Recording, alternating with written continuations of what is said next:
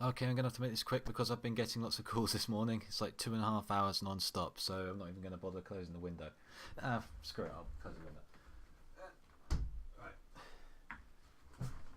This is Chapter 16 of Demon of Decays, The Asylum, and yeah,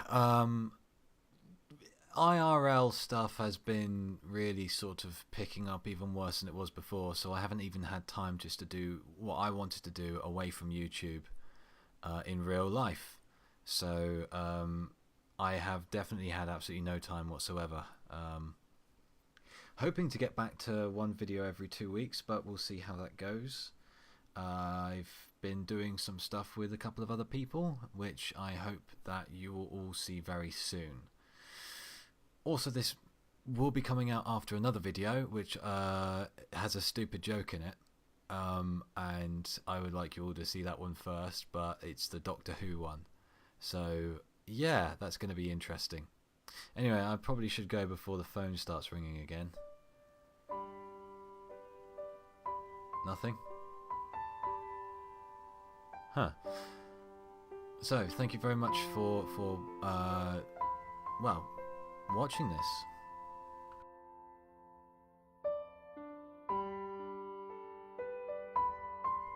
Twilight, it's time to get up.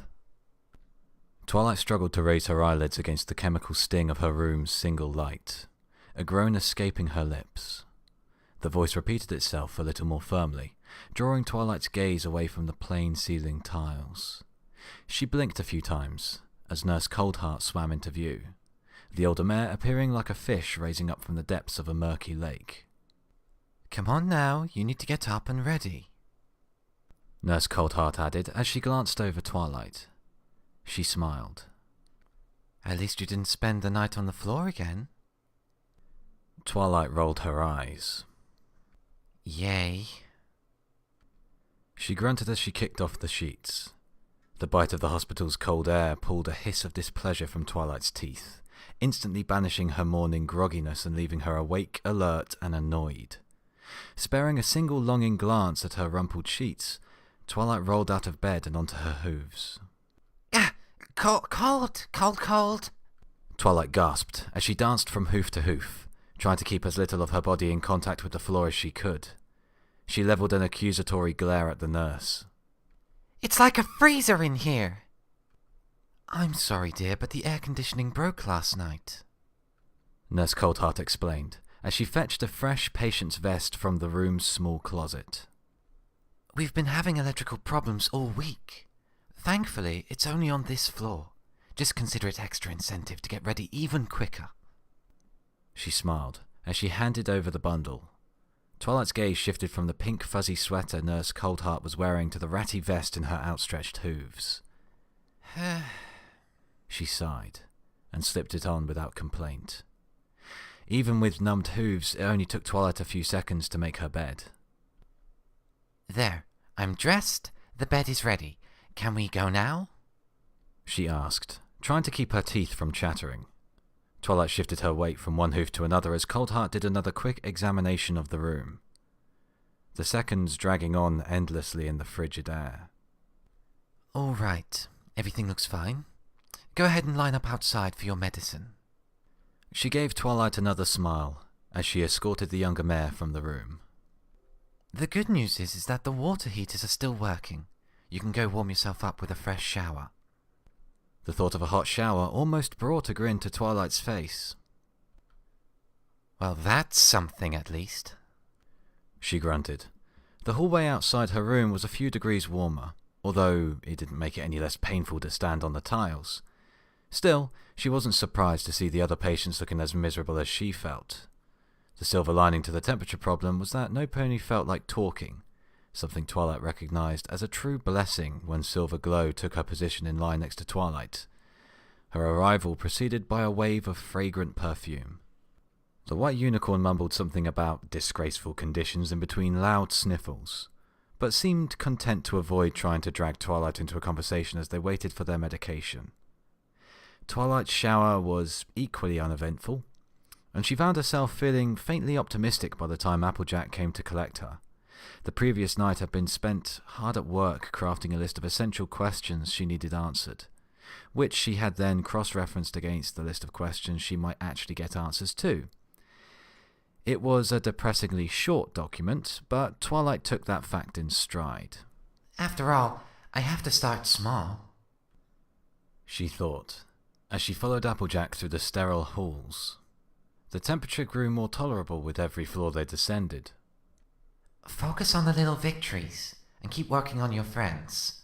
Until then, just play your role as a good little filly. Twilight had told herself the same words a dozen times, but the need to repeat it was almost physical. She wouldn't let herself get distracted. She needed to save her friends to save Equestria. Nothing else mattered. Twilight glanced over at Applejack. Not even my pride. Driven by her determination and focus, the day went quickly for Twilight. Breakfast, group therapy, and even another class with Miss Trixie had all passed in a seeming blur. Twilight looked up from her painting, mulling the thought over. No, she corrected herself. It didn't go quickly at all. It dragged on like racing snails. There was just nothing to break the monotony. She sighed, turning her attention back to the mostly blank sheet of paper before her. It was another period of arts and crafts, and the teacher, Miss Tularula, had told them all that their goal for the day was to paint a landscape. Playing the role of the obedient, healthy filly, Twilight had slapped some green paint down to form a trio of pretty unconvincing hills. Twilight rolled the brush around in her mouth. Still, there's no reason to hurry. I've got a full hour to waste on this trek. She turned to the empty seat beside her, a twinge of annoyance teasing the back of her mind. The mental schedule she had created had set aside arts and crafts for Pinkie Pie. After spending most of her breakfast and lunch trying subtly to find out what she could from Applejack, Twilight had determined to spend a little bit more time working on her pink friend, building up her confidence and breaking her out of her shell of self-doubt. It was a plan that was sabotaged as soon as the two of them had arrived. Tularula had asked Pinkie to take a stack of papers down to administration, a request Pinkie had only been too eager to oblige. After putting a lanyard around her neck carrying a card marking her as a patient assistant, she had set off, the papers perched precariously on her back as she whistled a jaunty tune. Twilight glanced away. It was only a temporary setback. Pinkie would return eventually. Besides, we still have dinner together, and considering how Fluttershy reacted during our last free time period, I'll likely be better served spending more time trying to teach Pinkie chess again. Twilight smiled as she dipped her brush into the tin of green paint. Besides, if I don't get to work, I'll just draw attention to myself. The last thing I need is to attract... Twilight? A familiar voice asked from directly behind her. Twilight jerked her head around fast enough that she had to bite down hard on the end of her brush to keep it from flying out of her mouth, which did nothing to keep the globules of green paint from being flung straight at the speaker. Yes, Miss Ruler? Tularula spared a momentary glance back down at the fresh stains on her smock before she turned her gaze back to the blushing Twilight. You need to be more aware of your surroundings, Twilight. Otherwise you'll end up spending your class time with a mop and bucket instead of paint and brushes. The art teacher rooted around in one of her smock's many pockets, pushing aside the protruding assortments of brushes and pencils and rulers and beads and strings and feathers and misshapen lumps of clay. Twilight wouldn't have been surprised if a family of mice were living within its grimy folds. Eventually, Tularula found what she was looking for, and tugged out a folded piece of paper from one of the cleaner pockets. She gave Twilight a thin smile as she held out her hoof. This is for you. Reluctantly, Twilight picked up the paper. After making sure it wasn't bearing any sort of disgusting stains or fungal infections, a reasonable concern considering the state of Tularula's clothing, she unfolded the edges carefully. Twilight's eyes widened again, this time in awe. It was a drawing of a pair of robins rendered in charcoal, but the detail was exquisite. Twilight almost expected them to leap off the page and soar around the room. Such was the impression of vitality they possessed. This is amazing, Miss Ruler, said Twilight, as she lifted her gaze back to her teacher. I'm flattered, but I don't feel like I can accept this. Tula-Rula blinked. Why not? This is a really great drawing, but I don't think you should give this to me. Wouldn't you rather put this up on the wall with your other work? Twilight gestured at the many paintings and sketches that hung from the walls. Honestly, this is the best thing you've ever done. Everything else is so bland and pedestrian compared to this drawing. It's the sort of piece that you would hang from a gallery in Canterlot, not stuck on the wall of some patient's cell. Twilight gave Tula-Rula a warm grin and held the drawing back out to her.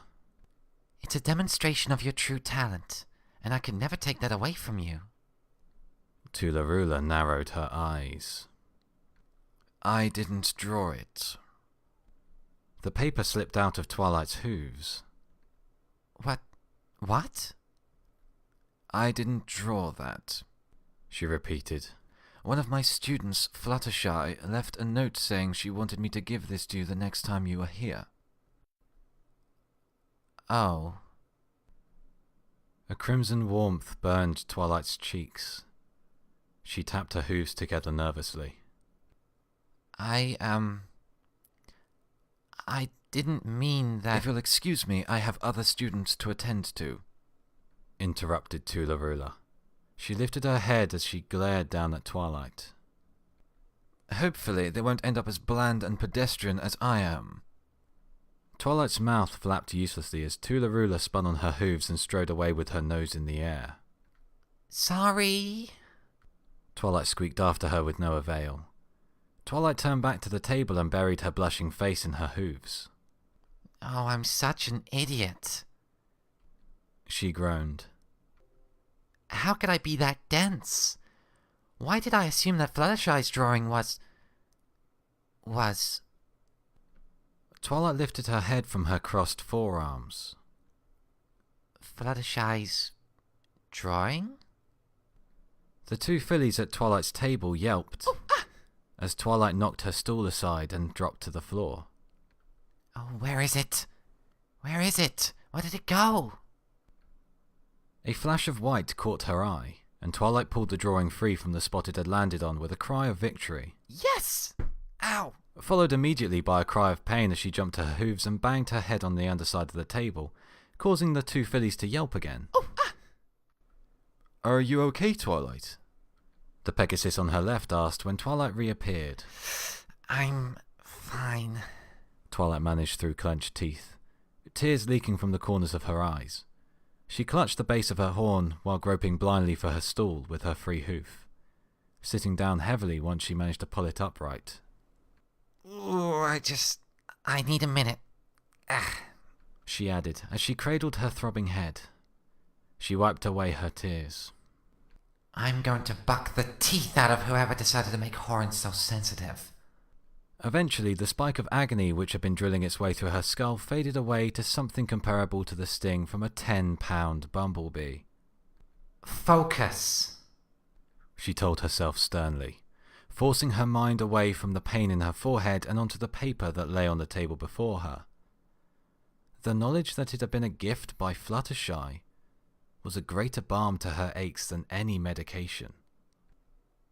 I can't believe it. I really did make contact with her, she thought, with a smile. She must have liked my drawing enough that she felt like she needed to give me one back. Birds must be the key.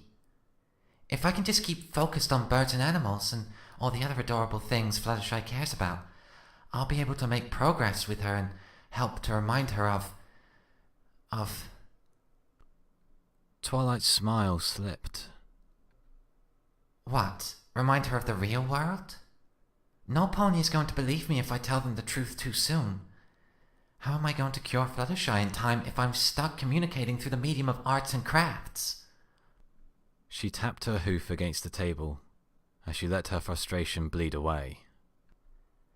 Okay. I need to stay positive. Focus on what I can do. She glanced from Fluttershy's inspired drawing to her own green-smeared sheet of paper. She reached out to pull a tin of paint closer, narrowing her brow in determination. Sometimes you just have to be patient and work with what you've got. Twilight grinned around the brush held in her teeth. And if she likes birds, then I'm gonna give her birds.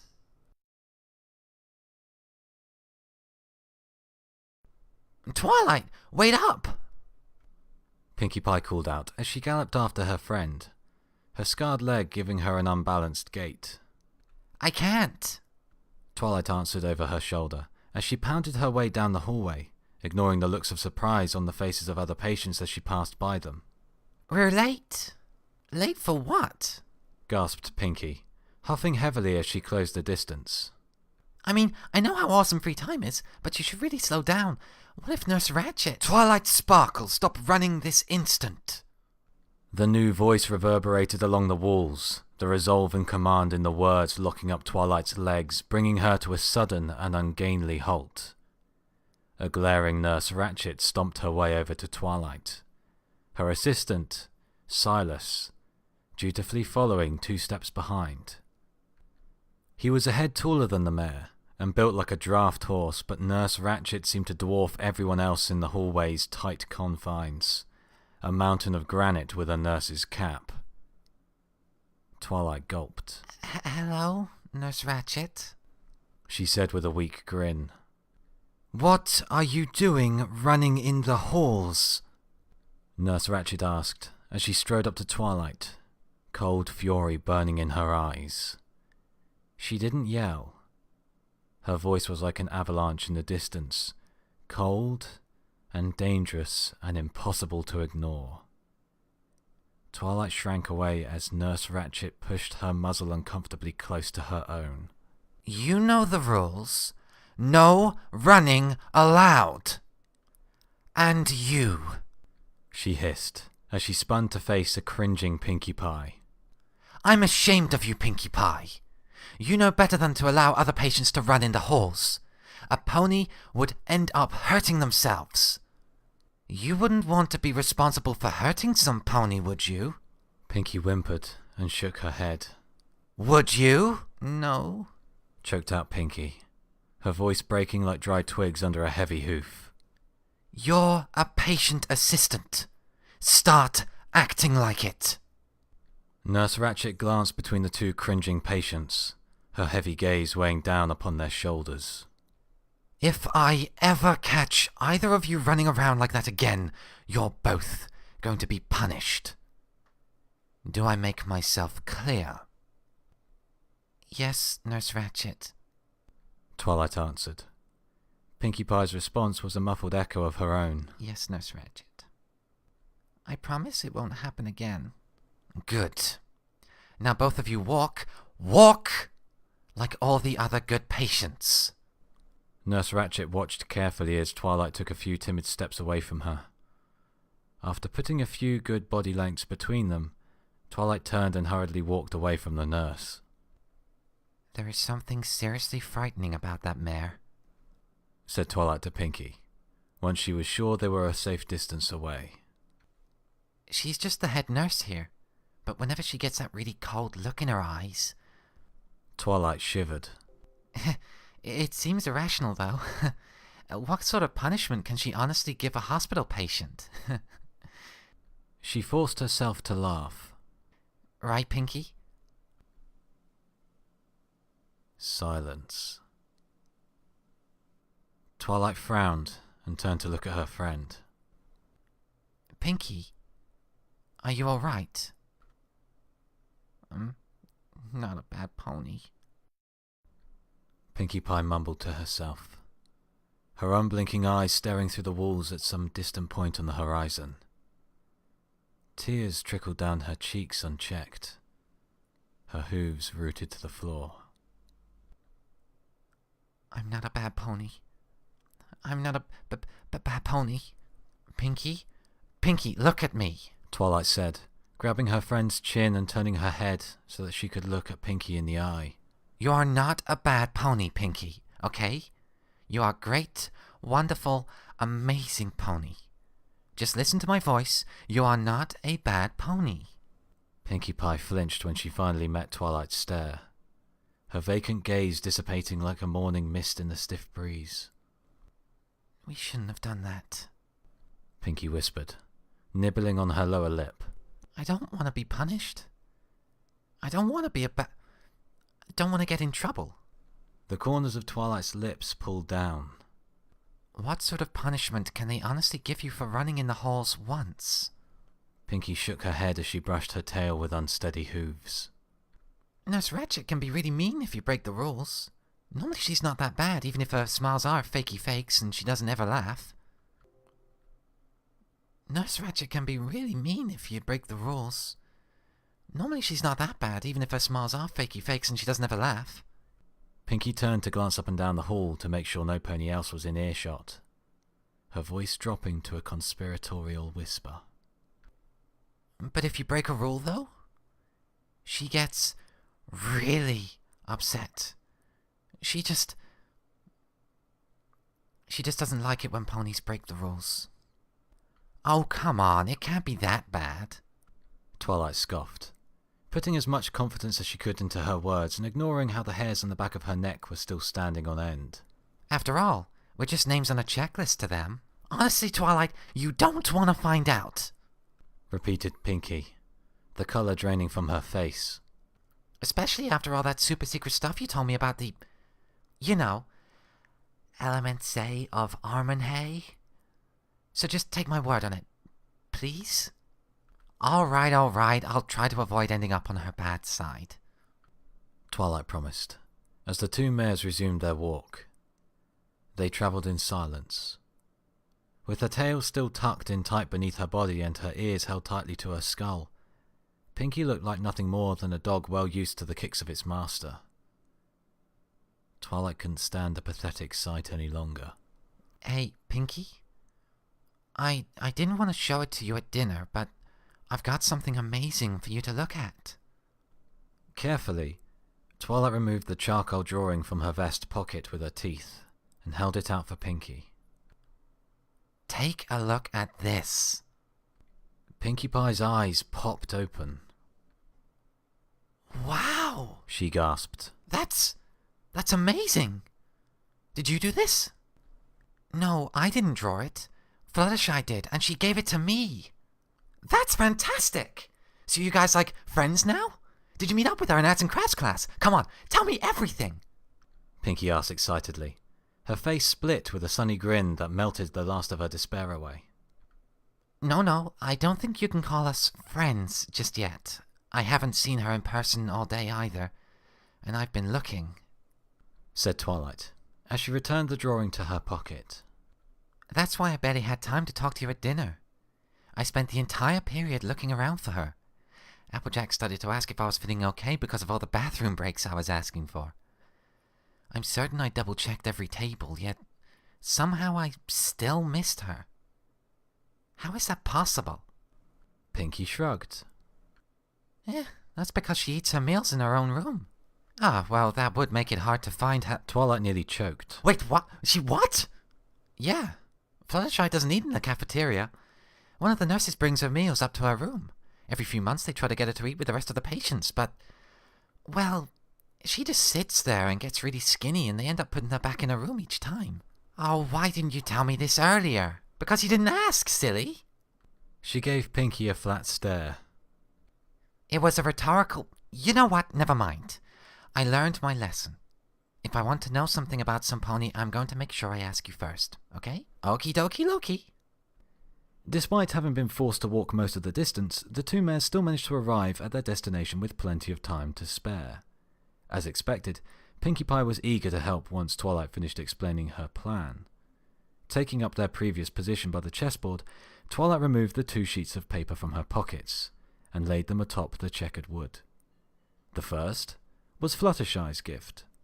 The second was her own painting, a non-toxic weapon in her war against Fluttershy's social anxieties. As Twilight carefully smoothed out the wrinkles with her hoof, she caught Pinky giving the painting a concerned look. What? What is it? You don't think that maybe, I don't know, she might be a little bit upset if you give her that? I mean, her drawing is really amazing, and that's just a picture of a moose. Moose? Twilight spluttered. It's not a moose, it's... Closing her eyes, she took a deep breath. Look, Miss Art Critic. She liked the last painting I did just fine. Now, keep a lookout for me while I try straighten this out. First impressions were everything, after all, and keeping the paper folded up in one of her vest pockets didn't do much for the visual quality of her painting. With deliberate care, she ran her hoof along the creases, as if ironing the wrinkles from a dress. By the time Pinkie Pie nudged her to get her attention, Twilight was confident her painting was as good as it was going to get. There she is, Pinkie whispered. Turning her head to follow Pinkie's gaze, Twilight watched Fluttershy slink around the walls of the room, keeping as much distance as she could between herself and any nearby ponies, her mane acting like a pink shield to protect her from any unwanted attention. Twilight waited until Fluttershy took her customary place by the window before turning back to her friend. Okay, Pinkie, here's the plan. I'm going to do what I did yesterday. Come up to her, offer the painting, say a few words, and hopefully draw her to some kind of a conversation centered around birds. Thoughts? Well, I don't think it's gonna work. What do you mean? She created this wonderful picture and left it for me.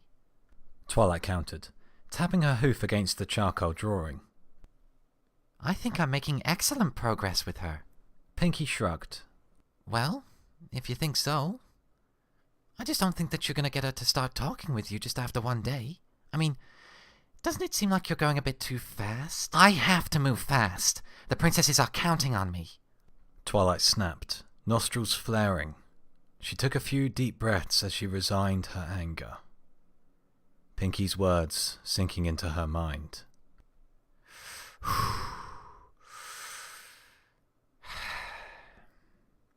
All right, I see your point.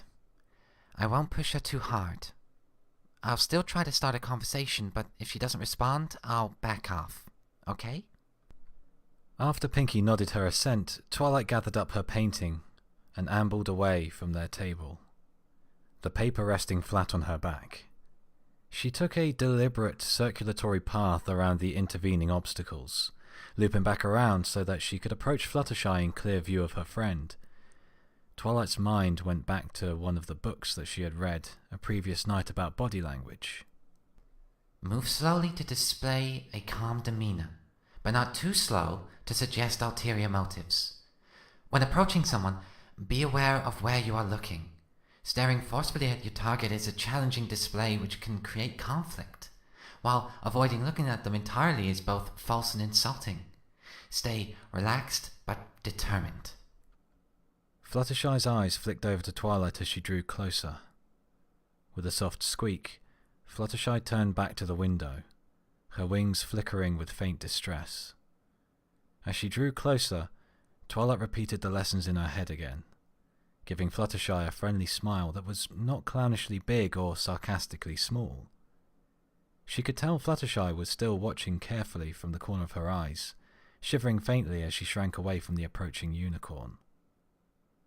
Pinkie Pie's doubts seemed much more astute the closer Twilight got, and Twilight had to be sure to halt a little further away from Fluttershy than she had originally intended, just in case. Hello, Fluttershy, Twilight said, reading from the top of the mental script that she had composed earlier. I'm Twilight Sparkle. We met yesterday?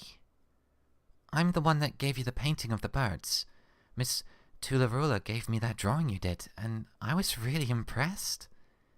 That was one of the best drawings of two Erithicus Rebecula I'd ever seen. Although she continued to stare ahead like an anxious gargoyle, Fluttershy's ears twitched in Twilight's direction as she spoke.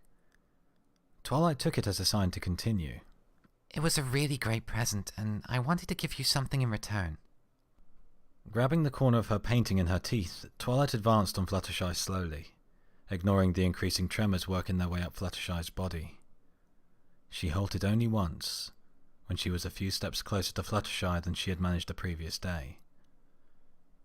Laying the paper out carefully on the floor, Twilight retreated back a few steps. I thought that since we both really like birds, and I like to be your friend, maybe we could discuss them sometime. If that's alright with you, I mean. Twilight kept a firm hoof on her sense of unease and annoyance at Fluttershy's continued silence. Again, Pinkie Pie's words of caution flashed through her mind. And Twilight had to admit that even though Fluttershy wasn't shaking as much as she had yesterday, it wasn't much cause for celebration. Still, Twilight smiled again.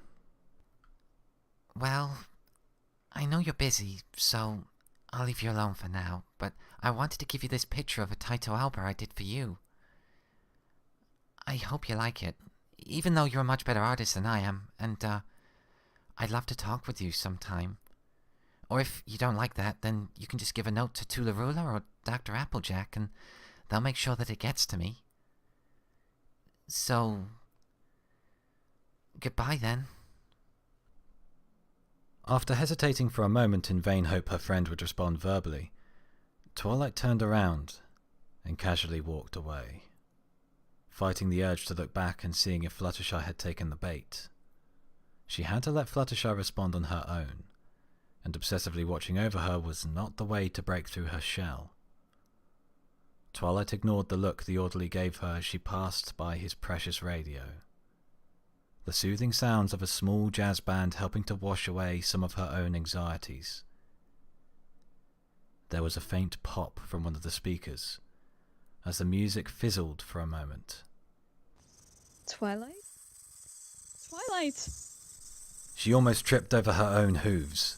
Twilight spun around to stare back at the radio as the music warbled and fluctuated, a few discordant notes making it through the hissing static, as if the wooden box was filled with a nest of agitated vipers.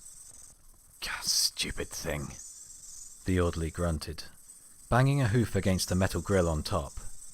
There was a second pop, and the static vanished, replaced by the same soothing notes as before. He caught Twilight's eye, and gave her a faintly apologetic smile. Sorry about that, kid. Sometimes you just need to give these things a little hoof power to get them working again. I understand, Twilight said, barely even looking at him. She lingered by the radio until the next song began, the music as clean as before. Turning away, she made her way towards Pinkie Pie, her friend's face split in a wide grin. So, how did it go? Twilight blinked. Oh, it went well. Pushing what she had thought she'd heard from her mind, she gave Pinkie a firm nod. You were right, though. She wasn't prepared to have a full conversation with me. But I think I definitely am making progress. She didn't seem to shake as much or look like she was about to have a heart attack, and she looked like she was listening to me. She sighed. But if yesterday is anything to go by, then I probably won't be able to gauge my success until tomorrow. It could still be all a waste of time. Hey, I don't want to see you making a grumpy face. You've done a lot. I mean, except for Rainbow Dash and a few of the doctors, you've come the closest to getting Fluttershy to talk. That's something to be proud of.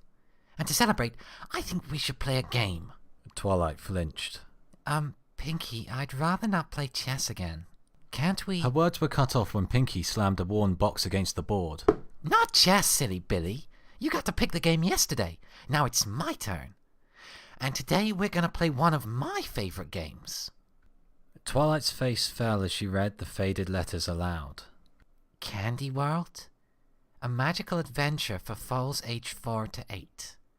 Yeah, it's absolutely fun-orific, Pinkie said as she whipped the top off the box. And it's got this really cool setting. And there's a lot of really, really awesome places you get to visit. Pinkie, this game is for little foals. I mean, there's no counting, no reading, and no strategy. You win based around what cards are drawn at the very start, that's all. She smiled. I know! It means no matter how good or bad some pony is at games, they can still end up a winner. Twilight opened her mouth to protest, but all that escaped was another sigh. Alright, let's play, she said, her surrender causing Pinky to squeal with delight. Goody! Now you just sit over there for a second while I get the game set up, okay? Twilight rolled her eyes, but agreed, letting Pinky get to work. She glanced over at Fluttershy, unsurprised to see her in the same place as before. The corners of Twilight's mouth turned upwards when she noticed the folded piece of paper poking its head out of one of Fluttershy's pockets. She allowed herself a wry smile. Well, at least I have something to look forward to tomorrow. It was a refreshing sensation. For all the futility in the act, she couldn't help herself. Twilight had to be sure. Once again, she carefully went down the rows of worn and battered books, pulling each one from the shelf and flipping through it before returning it to its original home. Even with the air conditioning system working again, she still felt like she wanted to wrap a blanket around herself, a cool sense of apprehension crystallizing in her gut. The lack of medical books was logical, if infuriating. The staff didn't want their patients feeding their delusions or paranoia, or double-checking if what the doctors said was true. But as Twilight scanned around the hundreds of books that covered the walls, it seemed impossible that there wouldn't be a single record of modern equestrian history. After hoofing through the yellowed pages of some frightfully out-of-date encyclopedia on flora and fauna of the ever-free forest, she slammed the book shut and shoved it back into its slot. 2 nights she spent on her task. 2 nights of searching through every book in her room, hoping one of them had a misleading title or held another text within her empty covers.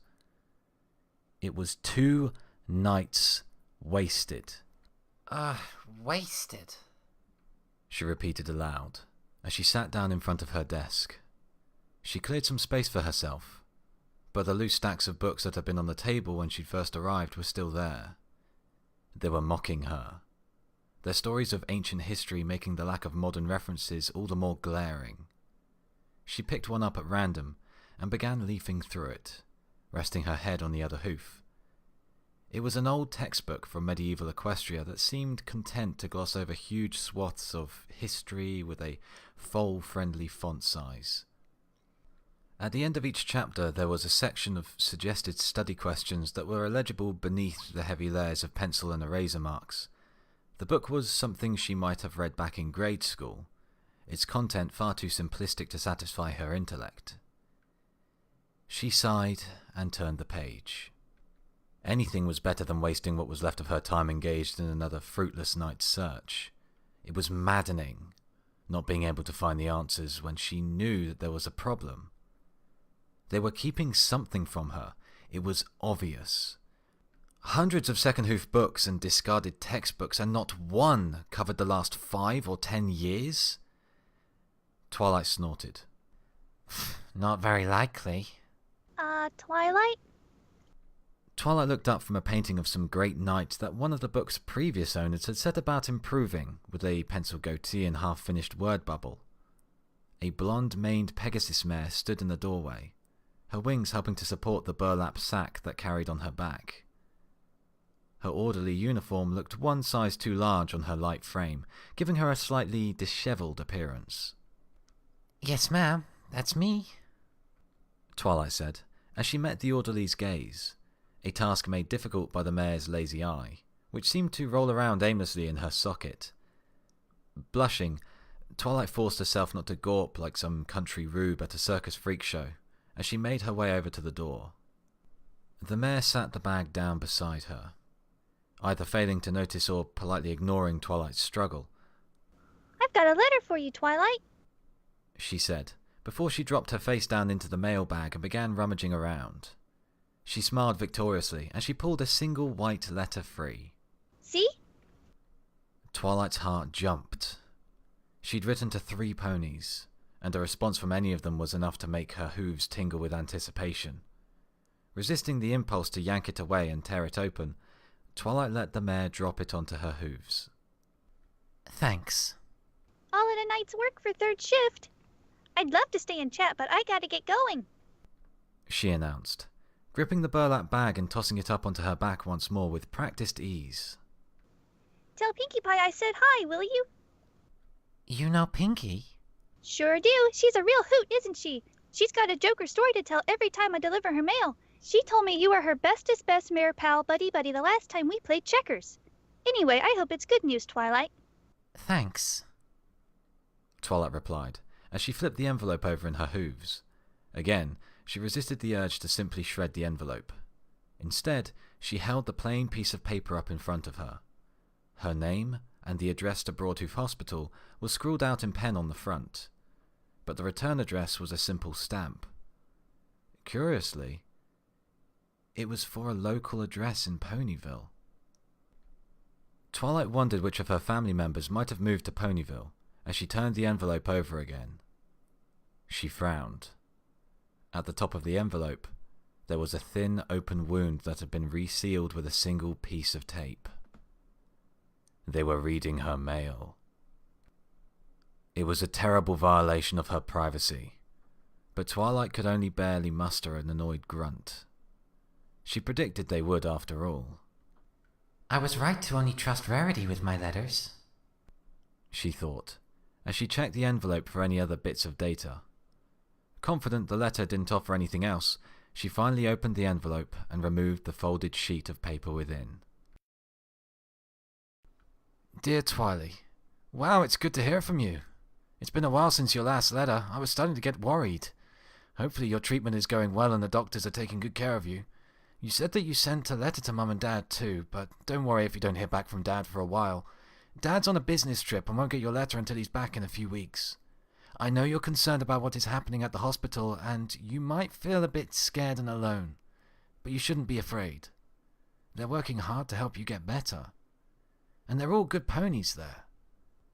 I've talked to my captain and he's decided to let me have next Monday off, so I'm going to come up to visit you a little early this month, okay? I'll even bring a few new books to add to your collection. I wish I could visit more often, but guarding Equestria is a real full-time job. But don't worry, I'm perfectly safe. Your big brother is a tough stallion. Hopefully, if I earn that promotion, I'll be able to take off twice a month to see you. Promise. Love from your BBBFF. Shining Armor. Twilight read and reread the letter in silence, her face unable to decide upon just one emotion.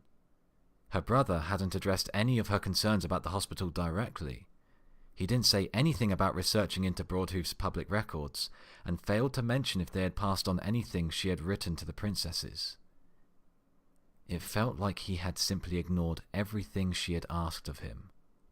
Shining is coming to visit! Twilight shouted, tossing the paper into the air and breaking into a grin, her concerns and unanswered questions fading away as she danced with merry glee. When the intercom blared into life, reminding her that it was lights out in 5 minutes, Twilight only laughed excitedly as she crawled up into her bed. Monday was still 3 days away, but Twilight continued to grin as the lights went out. Even the darkness couldn't dampen her spirits. It had been a long time since she had felt so excited to face a new day. Okay, I gotta try and make this quick. Let me just grab a box. Right, I'm not sure when I'm next expecting a phone call, but my phone has been going non-stop. Nothing? No? Okay, good. Yeah, my phone has been going off non-stop, so I'm gonna have to cut this one short. I wanted to say a big thank you to the Wandering Bard, who has voiced who we think is Celestia, coming from the radio. And also, I'd like to say a big thank you to Will-Owl-the-Wisp, who has done the voice of Derpy for me. The upload rate has been a bit crap more recently because of in real life stuff, and I'm not sure how crap it's going to continue to be, but I'm not sure if it's going to stop anytime soon. That's really, I don't really want to go into it, but yeah, things have not been great. but I hope to at least continue going with this. I might see if I can try and go for a 1 video every 2 week deal, but I'm not sure what the chances of that are happening. It really depends on the videos that I choose. But yeah, it's been fun. The time which I've spent with Bard and Wisp has been great. I've enjoyed chatting to both of them, and they're both really, really charming. And I've very much enjoyed chatting to them. And I hope to continue doing so and continue to do other projects which we have been doing, which will be coming out soon. I very much advise you all go to their channels. Hopefully I'll remember to put their descriptions, or links in their descriptions and all that. Bard has done a few stories on something called Night Terrors, which was a story which Will-Owl-the-Wisp wrote, and it's actually very good. So I would more than suggest go looking for that. Wisp will be doing drawings and tutorials on drawings. She's also done a couple of voice reels for characters as well, and I think they're pretty good. So go check them out, I would say. And I'd like to say a big thank you to Demon of Decay for writing this story, as well as to all of the people who view this video, all of my subscribers. I can't believe I've hit 100 subscribers. It's ridiculous. I just don't know what to say.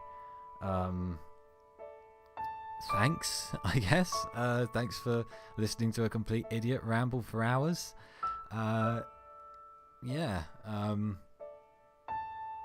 And a massive thank you to everyone who left comments. The main thing which I love about these videos is the sense of community. That's what I love about the MLP fandom, is the sense of community. And I hope that very much continues to go and carry on, I should say. Final thing, after I tell you to stay shiny, of course, is here is my favourite blooper. Enjoy. She told me. What am I gonna do? She told me you. What are she you told gonna me do? you were her. I don't know. I What? don't know. What am I gonna do? She told me you were her. Damn it! Shut up! She told me you were her.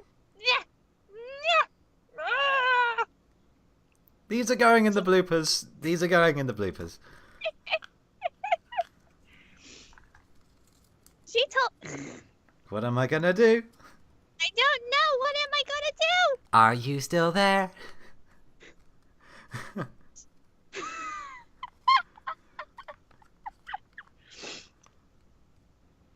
She told. I don't like this line.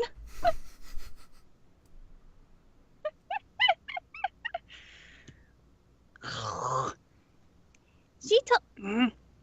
What am I gonna do? She told me you were her bestest best mare. How the heck do you say that? Okay, right. She told me you were her bestest best mare pal buddy. She told me you were her bestest best mare pal buddy. Damn it! See? Sure do. Sure do. She's a real hoot, isn't she? She's got a joke or story to tell every time I deliver her mail. She told me you were her bestest best mare pal buddy the last time we played checkers. Not too difficult. Don't you flufflepuff me. Sure do. Jesus. You see why I tend to just, send the clean or No, less it's awful versions. it's hilarious.